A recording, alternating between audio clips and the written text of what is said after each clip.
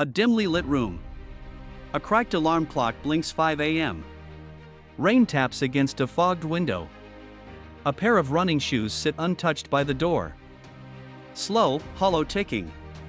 Distant thunder. A deep inhale. You don't have a discipline problem, you have a truth problem.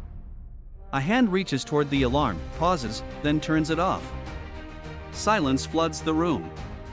Tick stops abruptly. A low-frequency hum builds, because if discipline was the issue, you'd be broken, but you're not broken, that you're avoiding something. Microshoot. The viewer's reflection is slightly distorted, like warped glass, subtle distortion effect, like bending metal, and in the next 2 minutes, I'm not going to motivate you, I'm going to expose you. Montage, half-finished notebooks. Gym memberships. Deleted plans. A to-do list with everything unchecked. Echoing whispers overlapping. Tomorrow, later, not now. Here's the part no one tells you: a discipline doesn't fail when you're weak, it fails when you're watching yourself fail. A person sitting still while a shadow version of them scrolls endlessly on a phone beside them. Dual layer audio, one calm breath, one chaotic scrolling noise. There are two versions of you, the one who knows and the one who acts. And every time you say, I should, but don't, you widen the gap between them. That gap, that's where guilt lives. That's where identity fractures. A porcelain statue begins to crack slowly across its chest, subtle cracking sounds. Deep, low-frequency tension. You don't lack discipline, you've just lost trust in yourself, because every broken promise, no matter how small, teaches your brain one thing: you don't mean what you say. And once that belief settles in, discipline isn't hard. It's impossible. The cracked porcelain statue from before, now being repaired with molten gold flowing through the fractures. Gentle metallic resonance. Warm rising tones. But here's where everything changes: your failure isn't the problem, it's the entry point. This is Kintsugi, the art of repairing broken things with gold, not hiding the cracks, but honoring them. Flashback scenes, missed workouts, late nights, hesitation. Each moment freezes, then fills with golden light. Reversed echoes transforming into harmonic tones. Every time you broke your word, you collected data patterns. Triggers. Weak points. You weren't failing, you were mapping your mind. A neural network lighting up, connections forming like constellations.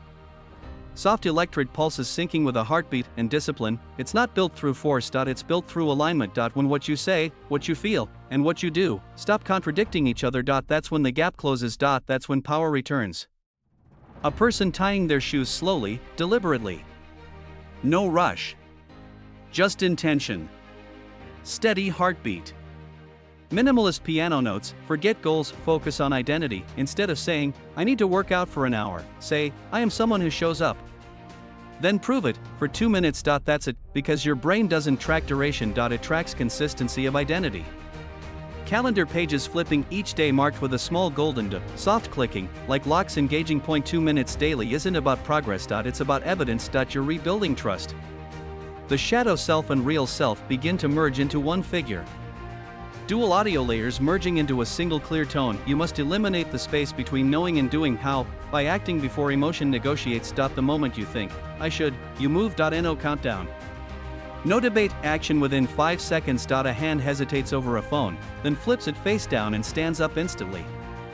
Sharp click. Sudden silence. Then motion sound, because hesitation is where your old identity lives. Speed kills doubt, and discipline isn't about willpower, it's about removing the time your brain has to betray you. A person studying in a dark room, then lighting a candle. The atmosphere softens. Gentle ambient music fades in. You don't repeat what's good for you, you repeat what feels good. So attach discipline to reward, not after, during. Running with music. Studying with warm lighting. Working with a favorite drink. Layered sensory sounds, music, footsteps, pen on paper. Train your brain like this action equals this feeling. Over time, the resistance dissolves, because discipline stops feeling like punishment and starts feeling like home. Return to the opening scene. The same room. The same clock. 5 a.m. The ticking returns, but softer now.